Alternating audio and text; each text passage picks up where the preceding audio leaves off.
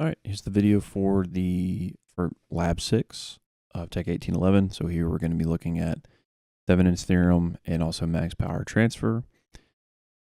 Just note, this is the values I'm going to use for this video are different from the ones specified in the actual lab. So the measurements that I get and the calculations that I have should not match up with what you're getting. So here's the circuit that I'm going to be using. Here's the values that I'm going to be using. Yours are going to be different. However, the process is the same. So this is just a walkthrough for the lab. So let's go ahead and get started. So step 1 is to calculate and record the Thevenin equivalent values. So VTH and RTH for the circuit in figure 1. So this is using the steps, the process that we went over in class to solve for VTH and RTH. If we were doing this in the actual lab, this would have been the pre-lab. So that'll be something that y'all need to calculate so you can have it for your lab report. Step 2, we're going to measure and record the Thevenin equivalent resistance. And we'll do that by constructing this circuit in multisim. So if you remember from the steps, to solve for RTH, we short the power supply. So here, this is why we have just a wire going from R1 to this node here. And we are measuring the resistance using this multimeter.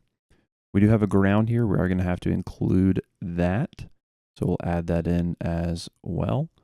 And we don't have the output terminal, so we don't have A and B, but A is essentially just this, the end of R3, and then B is just this node here. So that's what we're connecting up to R3 and that node in this schematic. So we'll go ahead and set this up in multisim. And remember, the resistors that I'm using are not these three. It's going to be these three. So the values I get are not going to be what you should be getting. In multisim, I'm going to add in my 3 resistors just by going to the place basic and then coming down to resistor. And I'm going to look up my resistor values and add in my 3 resistors.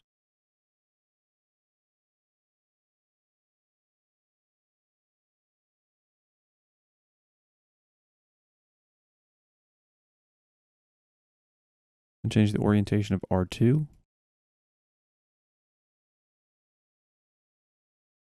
And I'll go ahead and start to connect up the resistors with the lines.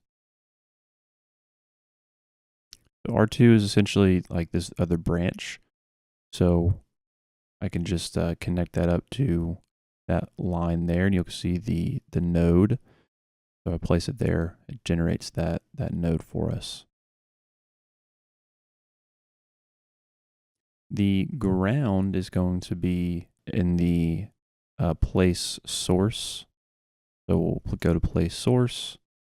If we go to power sources, you'll see ground there. So we'll say OK.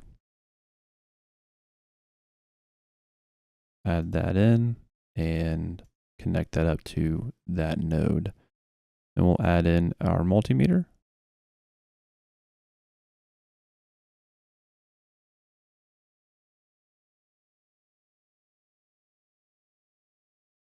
And I'll set this to read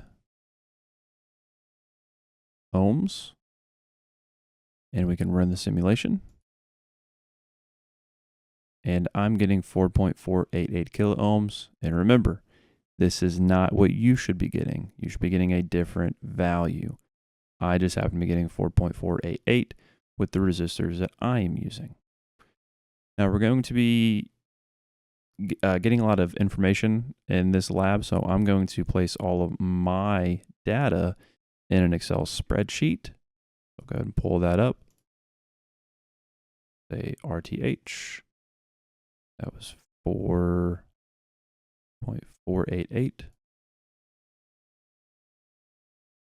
And that's kilo ohms.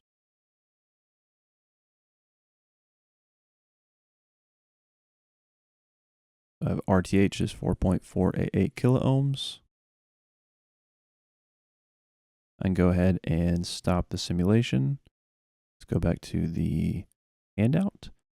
So we measured RTH. Let's go to step 3, measure and record the Thevenin voltage equivalent. So that's VTH.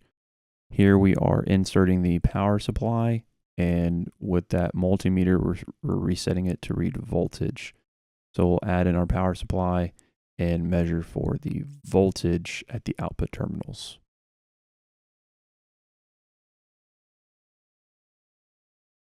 I'm going to go ahead and delete this line. Add in a source.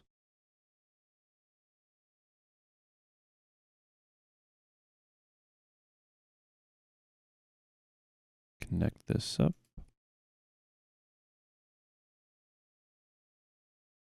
So the default here is 12 volts. That is the value that I'm using is 12 volts, so I don't need to change it. If you did need to change that, which y'all do need to change that, remember all you have to do is just double click and you're going to go to value, and then you can change the value of the voltage supply here. I'll change the multimeter here to read voltage, still DC, and we'll go ahead and run the simulation. And I'm getting 4.771 volts. That would be VTH. I'll go ahead and pull up that same spreadsheet. I'll say VTH. Yeah, that's 4.771 volts. So RTH of 4.488 kiloohms, VTH of 4.771 volts is what I have for my circuit. Go ahead and stop the simulation. And so that's it for step 3. Step 4, we're going to remove that multimeter and we're going to construct this circuit here. So here we are adding in the load resistor. We're setting that to 1 kiloohms. And looks like we've got a couple of multimeters here. Let's see what they're going to be used for. So add the load resistor in line with a multimeter that is set to read DC current. So that would be this multimeter here. So it's going to be in line, so like on the same branch as the load resistor. And we're going to add an additional multimeter reading the voltage across the resistor. So that's going to be this multimeter here. So let's go ahead and construct that circuit. I'm going to go ahead and just delete this multimeter. We could keep it, but I'm just going to delete it. I'll add in the load resistor. So we'll add in another resistor. This is going to be 1 kiloohms, 1K. I'm going to rotate it. And for me, I'm going to go ahead and change the name of this. Right now it's R4, but I want it to say R sub L. So I can double click on that. And where it says label, I can change that to RL. And we're going to have a multimeter that's in line with R sub L. So I'll add in a multimeter.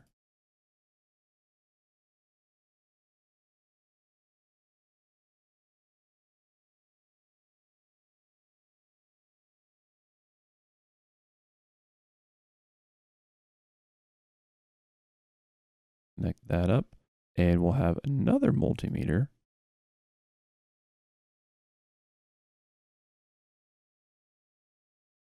It's going to be reading across RL, and that's going to be reading the voltage drop. We have the same circuit here. We've just added the load resistor back into the circuit, and now we are measuring the current that's through that resistor and also the voltage drop across that resistor. So I'm going to go ahead and open up the windows for these and make sure that I have them set to the right thing. So this is the one that's in line with RL, so it's going to be reading current. And then here we're reading the voltage drop across RL, and that's going to be volts. So this one's reading current, this one's reading voltage. And that's it for step 4. We're just setting that circuit up.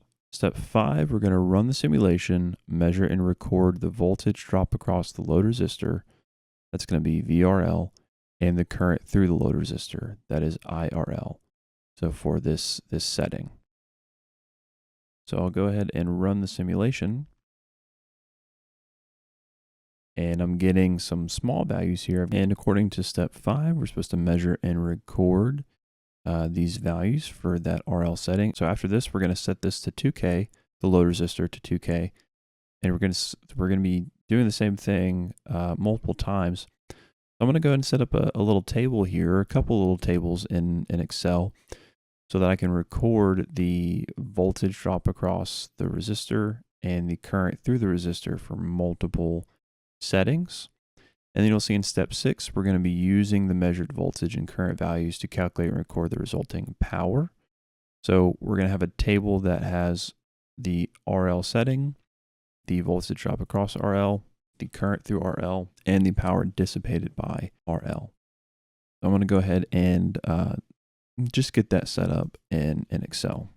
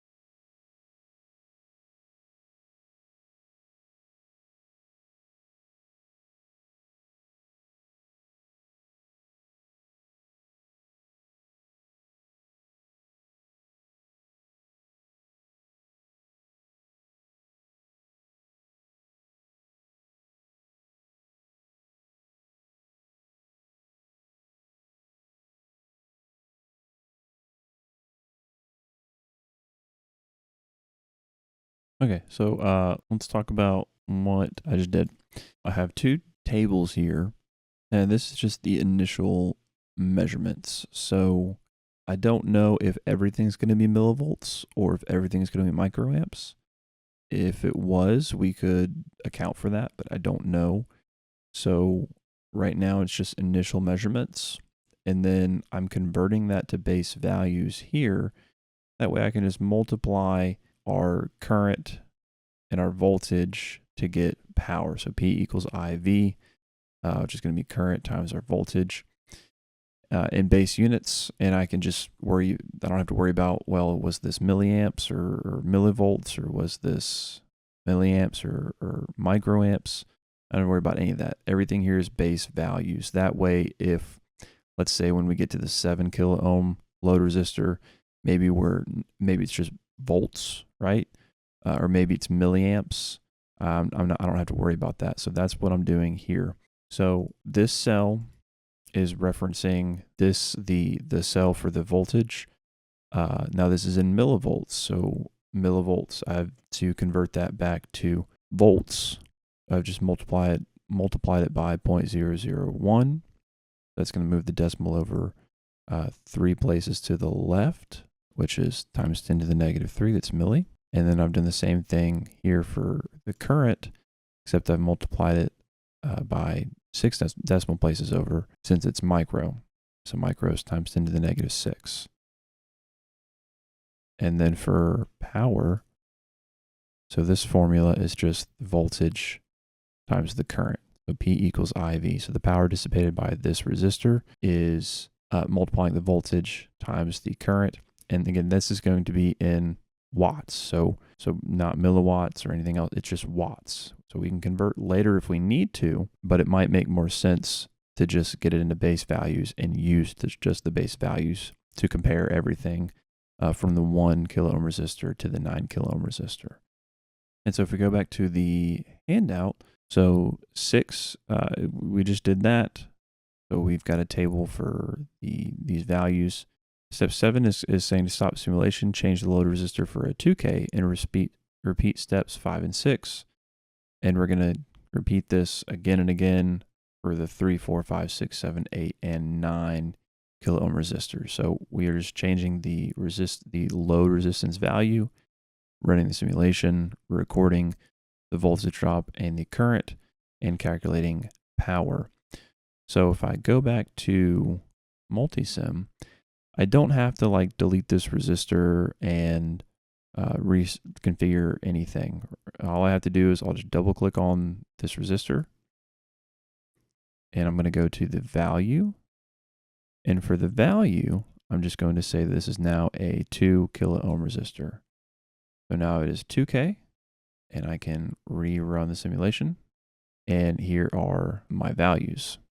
So I'll record this data, and then I'll change this to 3K and run the simulation, and I'll continue to do this all the way to the 9 kilo ohm resistor.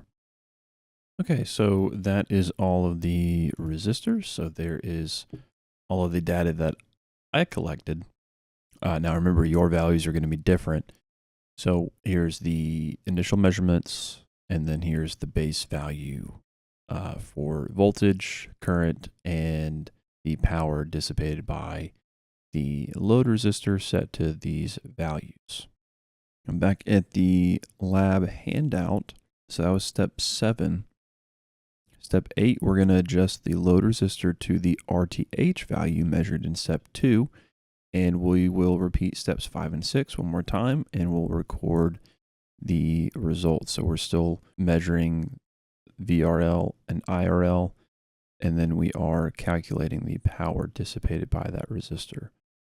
So if I go back to my spreadsheet here, so I measured my RTH to be 4.488 kilo ohms. So between 4 and 5, I'm going to add in another row here, and I'll add in this 4.488 kilo ohm resistor.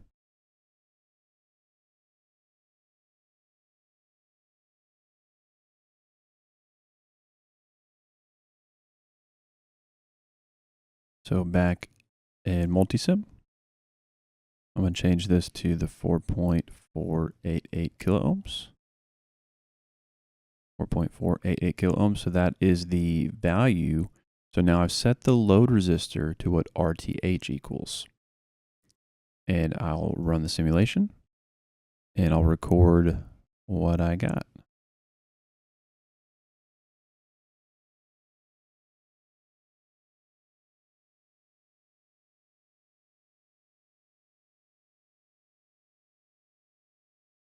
That is step 8. Step 9, we're actually going to recreate the circuit, but using the VTH and the RTH. So here we are recreating the circuit. So we're going to create the Thevenin equivalent circuit. We'll use the VTH value and the RTH value that was measured in step 2 and 3. We'll adjust the load resistor to that same RTH value. So RL here is going to be RTH. We'll configure the multimeters pretty much the same way that we have them now. So one's reading current through RL, one is reading the voltage drop across RL. And then we're going to measure and record those values. And I also want y'all to use the snipping tool to take a screenshot of this circuit and the values that you get on the multimeters. And I want you to include this in your report. So back in multisim, I'm going to stop the simulation. Go ahead and delete these.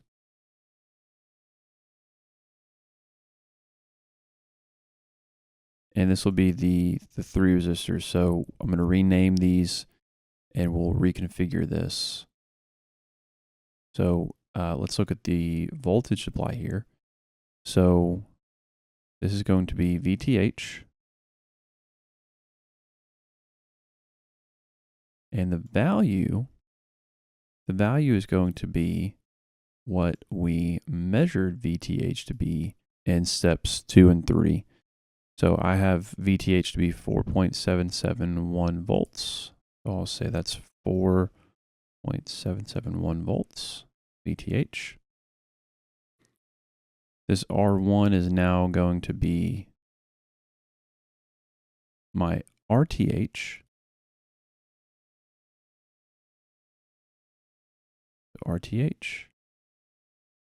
And the value for this is going to be what we have as RTH. So this is 4.488 kiloohms.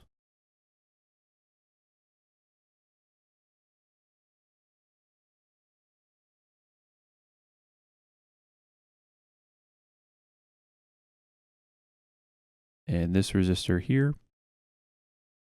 this will be our load resistor, which we are going to adjust to also be the RTH value. So this is going to be RL, but the value will also be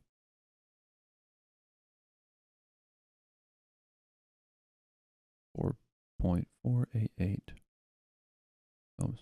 And remember, my values here that I'm using are not the values that you are going to be using. Use the VTH and the RTH that you measured for your lab. So I'm going to add in the multimeters and also add ground back in.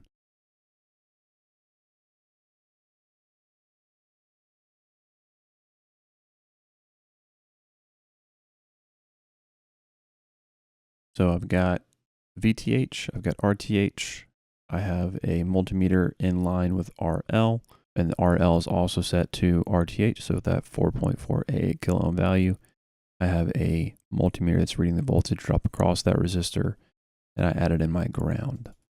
Go ahead and get these configured. So this multimeter is reading current, this multimeter is reading voltage. And let's go ahead and run the simulation. Now to take a screenshot of your circuit, we are going to use the snipping tool.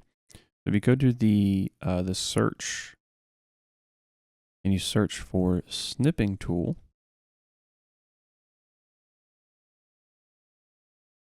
you can keep all the defaults, that's fine. You can just say new. You click on new, the screen's going to go like gray. And we'll click and drag across the circuit. When I release this mouse click, everything that looks normal inside this rectangle, that's what the image is going to be. So I'll release that mouse click, and there is the image. And I can save this and add that into the lab report.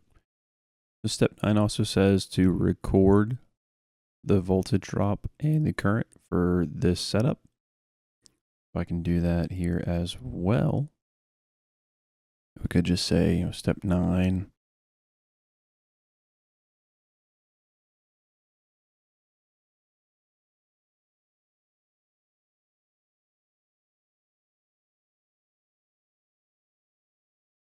Those values are recorded.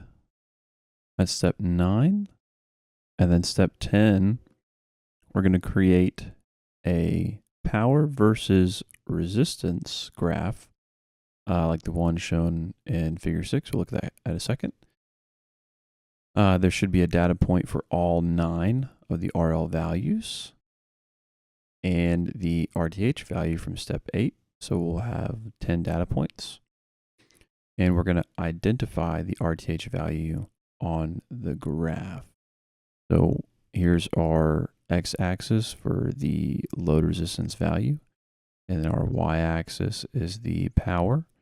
Looks like power is in milliwatts here. And we are charting the values.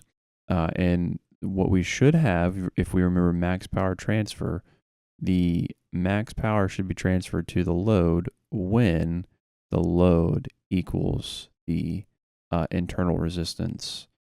So what we talked about with like a practical power supply is the R sub S. And so max power is transferred when RL equals RS. We didn't do RS here, but we did do RTH, and that's essentially the same thing. So here, when we set our load to RTH, that's when we should have max power transferred to the load. And so when we chart that, we should be seeing that. If not, maybe something went wrong with how we set things up. So to make this chart, this is why using Excel for this is helpful, because we're going to use Excel to make this graph as well. So if I come back to my data here, so I'm going to be doing resistance and power. Now it looks like power doesn't need to be in watts. It could be in milliwatts. I think that would work okay. If you have one value that doesn't fit the correct notation, so for instance, for this right here, this would be 1, 2, 3, like 1.13 milliwatts. However, if I look here, this would be 1, 2, 3, be 0.756 milliwatts. That's okay. We're not looking for everything to be in the correct notation. We just want some value consistent across the board. What we don't want to do is use like microwatts here and then milliwatts for the rest, because that's going to be confusing on your graph. So every value here needs to have the same notation. Otherwise, it's going to be very confusing, because you would have a number like 700 something microwatts as opposed to 0.7 milliwatts. So if you're comparing those two values, it's going to be weird. So let's see how we set that up. I'll make another table just for the graph. So my x-axis is going to be the first column, and then my y-axis will be the second column.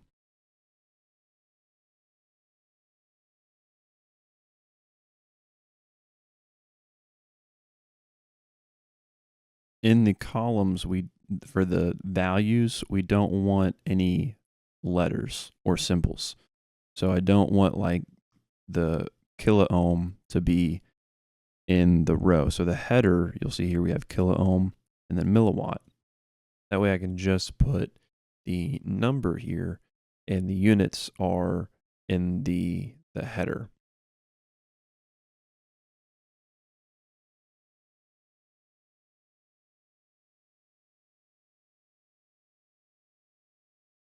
And so here I have the load resistor in kilo ohms, and then the power dissipated by that resistor in milliwatts. So to insert the graph, so to actually make it from our data here, I'm going to highlight everything. So like the header and also the data, and we'll go to insert. And then the charts area, we have this scatter XY. If we want to scatter, and we want with the scatter with smooth lines and marks. We'll go ahead and add that in. And here's the chart that we get. It's pretty close to what we're looking for. Some of the things, though, need to be fixed. So one is the label. We also need axis titles. So we have numbers here, but what do they even mean? Same for the x-axis. So I don't know what any of this means. So we need to add in those. We also need to show the value for when RL equals RTH. So those are the things that we need to add. So if we click on the graph and we go to chart design, we can add chart element. So axis titles, we want primary and vertical. And we can change the name of these just by double clicking on them. And we want to include the units. So this is in milliwatts.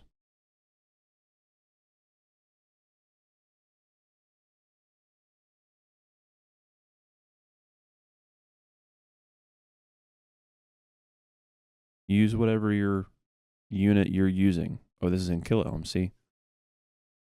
So if you're specifying just ohms, like if you have 1,000, 2,000, then just use ohms. If you're using watts, just regular watts, just say watts.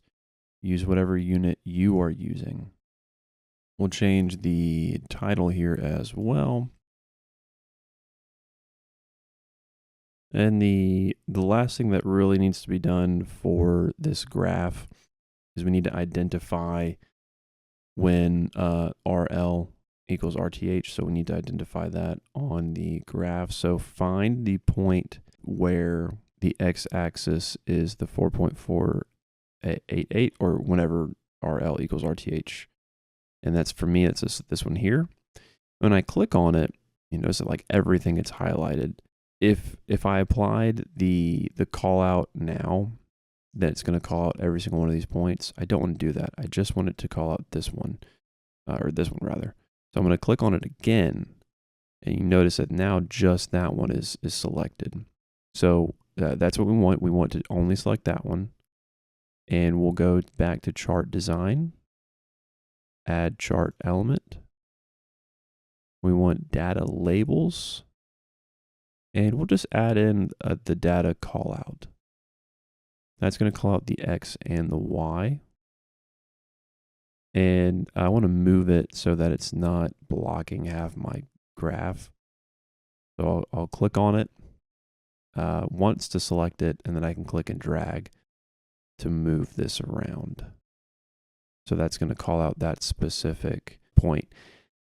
Now, if you want the graph to look really nice, a couple things that you could do is adjust the x-axis so that the divisions that are being shown are divided by 1. So instead of it being 0 and then 2, it would be 0, 1, 2, 3, 4, and all the way up to 9 or 10. That's fine. And then adjust the y-axis so that we don't see. So the span would be, like from 0.6 to this 1.4. So we don't see, this 0.5 and 0.4 because we don't need to see this. So you can adjust that so that we see more clearly the curve here, rather than it being really hard to tell what this is. It's not hard to adjust these things. So if I click on the x-axis here, double click on it, the format axis options, you'll see the bounds. So this is essentially the span. So it's from 0 to 10. So 0 to 10. And then the units here are going to be by 2. So if I wanted to change this to be, to show the 0, the 1 to, change the major to 1.